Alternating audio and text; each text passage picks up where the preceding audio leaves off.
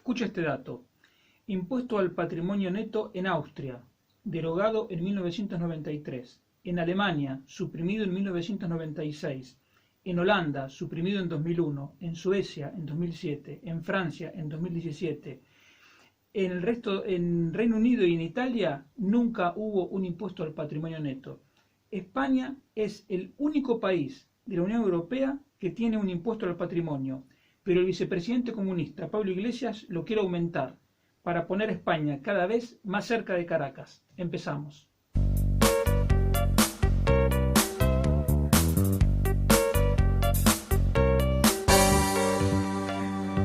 Economía Hoy, con Diego Barceló.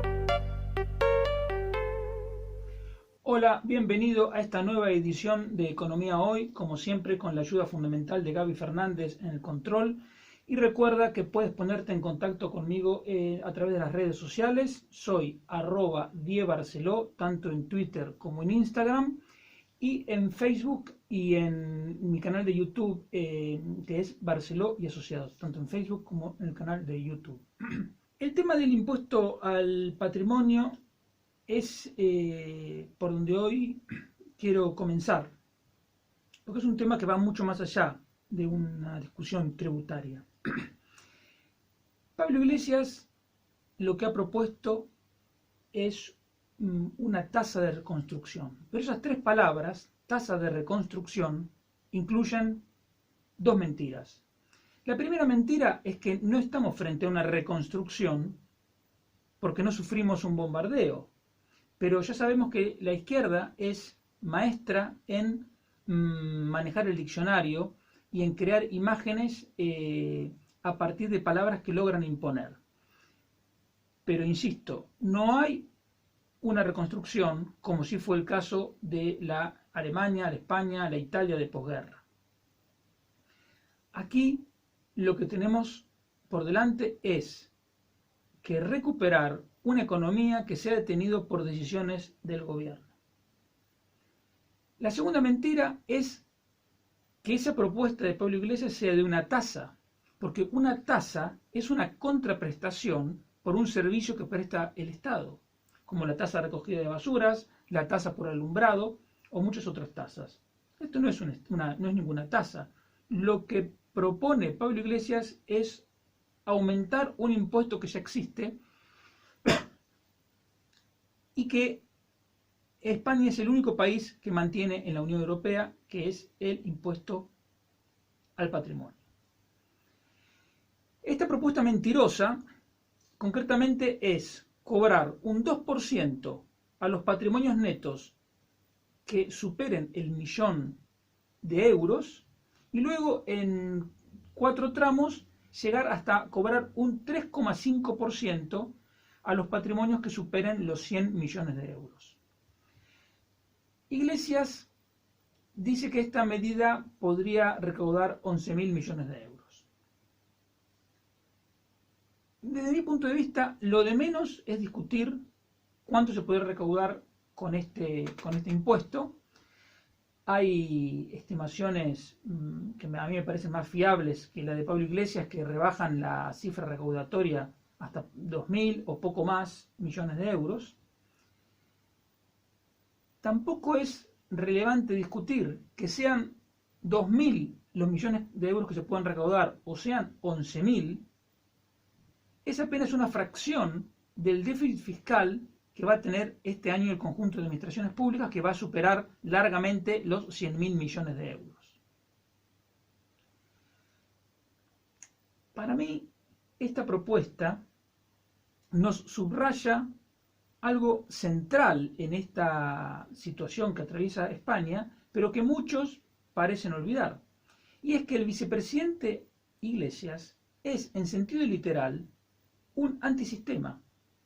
Por lo tanto, todas sus acciones, todas sus propuestas van en la misma dirección: debilitar o destruir nuestro sistema de libertades para reemplazarlo, para avanzar en la construcción de otro sistema que se parezca más al comunismo bolivariano de Venezuela. Y tú dirás, ¿qué tiene que ver un impuesto al patrimonio con con elaborar o con tender a construir un sistema comunista. Y ahora te lo explico. Toda nuestra prosperidad, es decir, si nosotros podemos decir que España es un país relativamente rico, es porque el capital invertido que hay en España, en relación con su población, es mucho mayor que el de otros países. Cuando me refiero a capital invertido, me refiero a maquinaria, infraestructuras, ordenadores, capital humano, etc. Y todo ese capital invertido es el resultado, o sea, ha sido posible por el ahorro acumulado en generaciones de españoles. Y es esa mayor cantidad de capital disponible por persona lo que permite que de media el trabajo en España, es decir, la productividad en España, sea mucho más alta que en otros países donde esta cantidad de capital acumulado es menor, desde Portugal hasta Grecia o incluso Ecuador, Haití, Túnez, el país que quieran mencionar. El punto central es que toda esa prosperidad nuestra se basa en el capital acumulado, que es a su vez el resultado de haber invertido un ahorro. Por lo tanto, la forma más eficaz para debilitar nuestra prosperidad es atacar el ahorro, porque sin ahorro no es posible financiar la inversión. Y sin inversión, si no hay inversión en cantidad suficiente, en lugar de acumularse, el capital se consume. Si el capital se consume, vamos siendo más pobres, porque el trabajo es cada vez menos productivo. Y eso nos hace menos libres. ¿Por qué? Porque a medida que la población se va empobreciendo, es cada vez más dependiente de las ayudas estatales. Y ese es el objetivo de Pablo Iglesias. Pero tú puedes decir, ¿pero cómo? ¿En qué cabeza cabe que alguien quiera empobrecer? Lo que pasa es que el empobrecimiento de la población es el medio que le permite al comunismo, en este caso, a hacer de la sociedad española una sociedad dependiente de las ayudas estatales. Y por ese mismo motivo es que el mismo Pablo Iglesias está alentando la creación de una renta mínima y él se esfuerza en subrayar que va a ser algo permanente. Por lo tanto, todos los debates en torno a esta propuesta mentirosa, si es mejor con más tramos, con menos tramos, cuáles son los mínimos exentos, etc., son todas nimiedades frente a la evidencia principal, que es que nuestra libertad está siendo atacada paso a paso, poco a poco, desde dentro del propio gobierno. ¿Por qué? Porque la irresponsabilidad y el sectarismo de Pedro Sánchez ha sumado al mismo a un grupo antisistema. Pero este análisis tiene una segunda parte que es importante, que esos grandes patrimonios amenazados por esta propuesta mentirosa son en parte responsables también de esta situación. Y tú dirás, epa, ¿por qué? Los grandes empresarios son uno de los ejemplos más claros de las ventajas de la libertad. Porque sobre la base de mucho esfuerzo, son personas que han podido acumular en relativamente pocos años grandes fortunas. Durante el proceso han contribuido de manera notable al progreso de la sociedad, porque han acumulado capital que, como digo, contribuye a aumentar el bienestar general y la productividad, han innovado en procesos, han innovado en productos, han ofrecido productos en calidad y cantidad deseable por los consumidores, han creado empleo, han pagado impuestos que han permitido financiar y sostener desde las pensiones hasta los servicios de salud, de educación, etc. Pero, desde mi punto de vista, los grandes empresarios, con algunas excepciones que también hay que decirlo existen, han confundido una necesaria neutralidad política, que se entiende porque sus empresas tienen que seguir funcionando, sea cual fuere el gobierno, con una muy negativa y muy perniciosa neutralidad ideológica. Los grandes empresarios, como digo, son los principales beneficiarios de la libertad.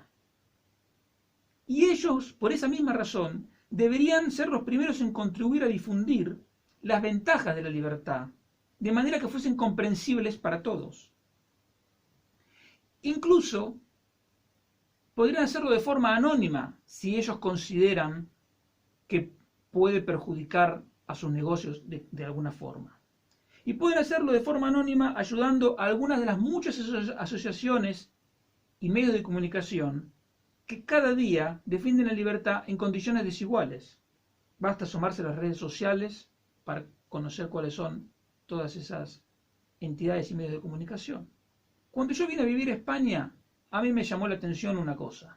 Yo veía el telediario y sea cual fuere el problema, la gente siempre pedía ayudas del Estado o una regulación del Estado para resolverlo.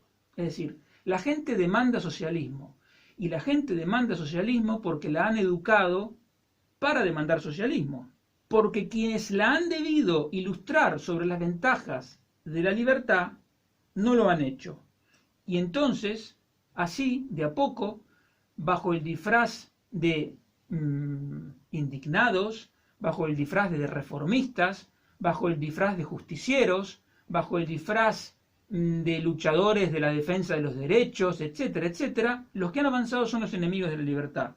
Y entonces estamos como estamos. Vamos perdiendo por goleada, pero la verdad es que aún podemos estar muchísimo peor. La esperanza es que si esos grandes empresarios, hoy ausentes en la defensa de la libertad, se deciden sumar a esta lucha, podemos empezar desde hoy mismo a darle vuelta al resultado. Pero hay que darse prisa, porque el ataque a la libertad es continuo y se ha acelerado. Miremos el caso del ministro de Consumo, otro perteneciente a la banda antisistema que forma parte del gobierno de España, que no ha tenido el menor reparo en decir que el sector turístico español, que es una de nuestras principales industrias,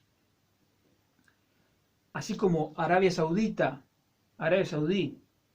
tiene la industria petrolera, nosotros tenemos la industria del turismo, porque el sol es nuestro petróleo. No hay nada de qué avergonzarse.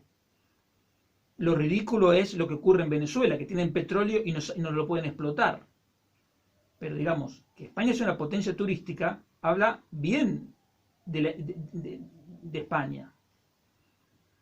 Sin embargo, el comunista ministro de Consumo ha dicho que el sector turístico es estacional y genera empleo estacional, precario y de bajo valor añadido.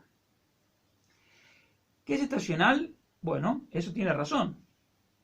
Parcialmente tiene razón, porque España recibe turistas del exterior todo el año. Pero evidentemente, si la gente tiene las vacaciones en verano y a la gente le gusta ir a la playa, pues lo tendrá que hacer en verano y no en invierno. Entonces, necesariamente es un turismo estacional. Y en cuanto a la creación de empleo precario, a mí siempre me molestó el tema del empleo precario, que es otra palabra que la izquierda logró imponer. Para mí la pregunta relevante, porque uno dice que es precario y nadie se va a poner de acuerdo en que es precario. Para mí la pregunta relevante no es esa. La pregunta relevante es si un empleo es legal o es ilegal. Porque hay gente que considera que un empleo a tiempo parcial, un empleo temporal, son precarios. Pero ¿cómo? De hecho, los sindicalistas llaman empleos precarios a los empleos temporales.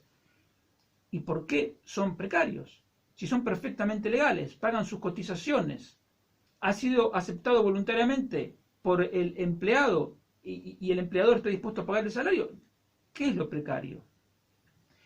Otra cosa es que me digas, no, es que yo prefiero tener un empleo fijo, vale, y yo preferiría estar casado con Courtney Cox, pero no estamos discutiendo de qué es lo ideal, de qué es lo que nos gustaría a nosotros. Estamos hablando de qué empleo es posible crear. Y cuando hablo, y esto es muy importante, porque si tú tienes el terreno de juego lleno de pozos y completamente embarrado, tú no puedes pedir que los jugadores jueguen bien. La selección española de tiki-taka, o un talento como Messi, necesita que el terreno de juego esté en buenas condiciones, si no, no puede jugar. Y el terreno de juego del mercado laboral es la legislación laboral. Y te voy a dar un solo dato, para no aburrirte porque podría estar toda la semana dándote datos al respecto, pero te voy a dar un solo dato. ¿Sabes cuánto es la indemnización por despido procedente en Austria, Bélgica, Chipre, Dinamarca, Finlandia, Italia, Malta, Rumanía o Suecia? Todos países de la Unión Europea, ¿eh? 9 países de la Unión Europea, incluyendo, repito, Dinamarca, Finlandia y Suecia. ¿Cuánto es la indemnización por despido procedente? 0. Nada. Desde luego que también es 0 en Nueva Zelanda, Singapur, Suiza, Estados Unidos, bueno, pero dentro de la Unión Europea, que es nuestro principal mercado de exportaciones. Entonces, si tú tienes, porque digamos, esos 9 países europeos no creo que sean países que desprecien el bienestar de sus trabajadores, por el contrario, en Dinamarca, Finlandia, Suecia, en Austria, son todos países que el trabajador medio está mucho mejor que el trabajador medio español. Por lo tanto, la legislación laboral española no protege al trabajador, lo perjudica, porque hace que la contratación en España sea más cara, y como en economía hay cualquier cosa menos magia, esos mayores costes laborales se tienen que compensar de otra forma, entre otras, un menor salario de bolsillo. Entonces, tú no puedes poner una legislación laboral que, a pesar de la reforma laboral, es de las más restrictivas de la Unión Europea, y luego quejarte de que no te gusta el tipo de empleo que se crea, o quejarte de los salarios. Pero este gobierno es un gobierno que cree que los salarios se pueden fijar por decreto, y por eso cometieron la irresponsabilidad de aumentar el salario mínimo más de un 30% en 2 años, y eso ha generado que 61.000 personas que trabajaban en el servicio doméstico han perdido su empleo o ahora están trabajando en negro. Y los muchísimos más que están trabajando parcialmente en negro. Por eso, digamos, están claramente peor que antes de esa subida del salario mínimo. Pero todo apunta a lo mismo, porque son decisiones que, si tú las piensas racionalmente, no tienen sentido, pero si tú las piensas desde el punto de vista de un antisistema que quiere debilitar nuestro sistema de libertades, tienen todo el sentido, porque va carcomiendo nuestro bienestar. Y lo mismo, desde la misma óptica, hay que analizar la prohibición de las rebajas, que más allá de que es una completa invasión al derecho de propiedad, porque parece que las tiendas fuesen del ministro Ilia, porque él dice quién entra, cuándo entra, en qué horario se abre, y encima si pueden hacer rebajas o no. Entonces, tenemos que ser conscientes de que paso a paso el gobierno va avanzando en la destrucción de nuestro sistema de libertades, con la excusa de la pandemia, pero esto puede tener consecuencias mucho mayores si, por ejemplo, logran introducir una renta mínima permanente, como están diciendo. Lo de las rebajas es especialmente sangrante porque las tiendas de ropa ya tenían el stock de moda para primavera-verano comprado y ahora no lo han vendido. Y encima les impiden hacer rebajas, discriminando además a la tienda física respecto a la tienda online, porque la tienda online puede hacer la rebaja y vender lo que quiera. Ahora, si tú tienes una tienda, pagas el alquiler del local y te has mantenido, digamos, con el comercio tradicional, pues el gobierno te castiga. Y después es el mismo gobierno que dice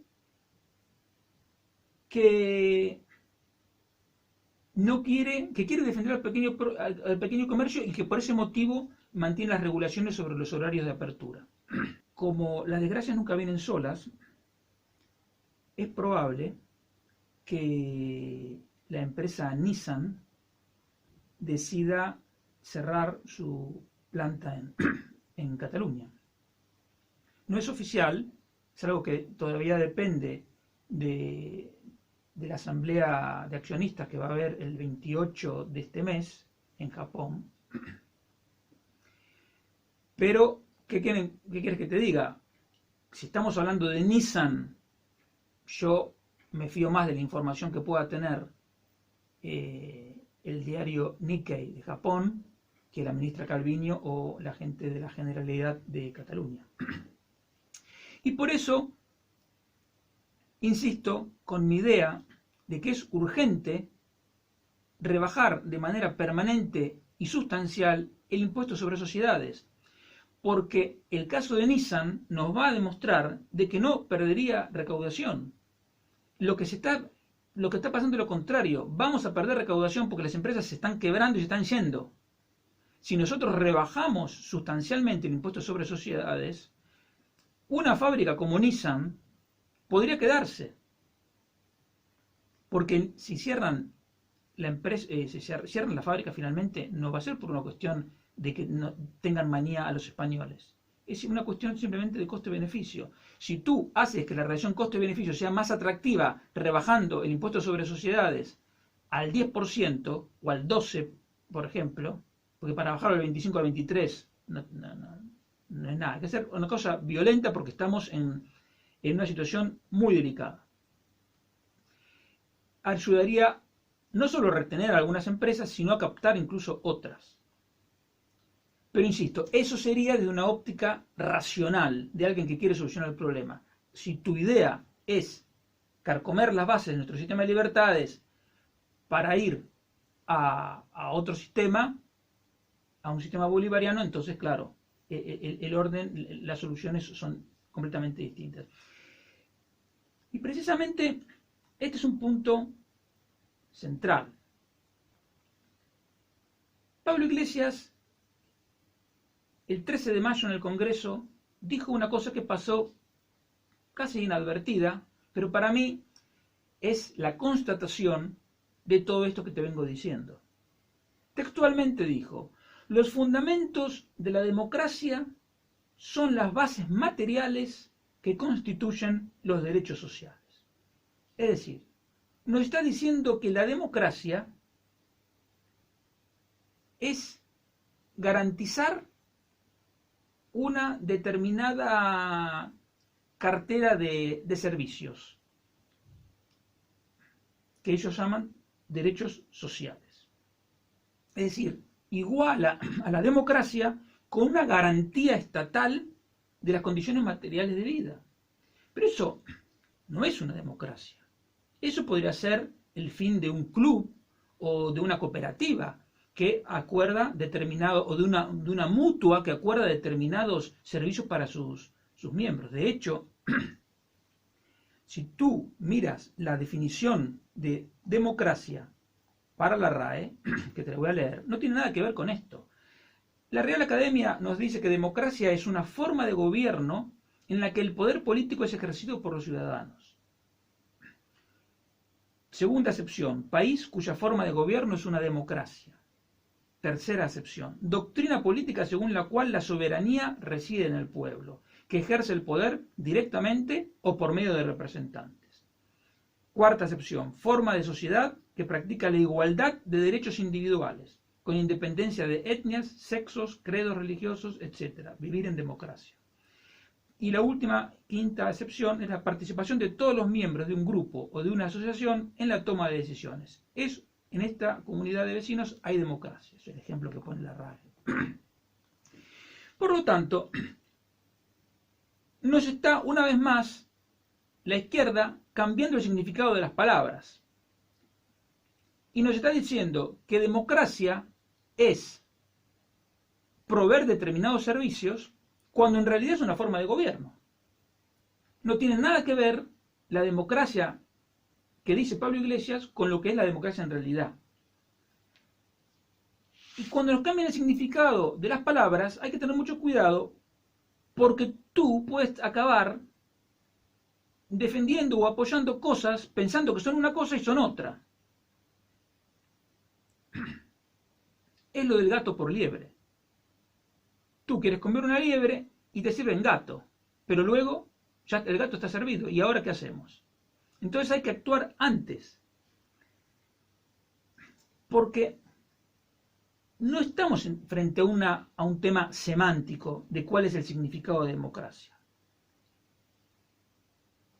La clave es que la democracia que nos ofrece Pablo Iglesias es una democracia liberticida. O sea, es una forma, su concepción de democracia es la democracia popular de la República Democrática Alemana o las democracias populares que son comunistas. Pero no son democráticas en el sentido del diccionario de la Real Academia. Y esa democracia popular, en la que el Estado pone como centro de su acción redistribuir la riqueza, quitarle a unos para darle a otros, es un sistema violento, injusto y liberticida. ¿Por qué? Hay mucha gente que cree que tiene un derecho, que le parece bien que haya un derecho a la comida, a la ropa, a la vivienda, a la educación, etcétera, etcétera.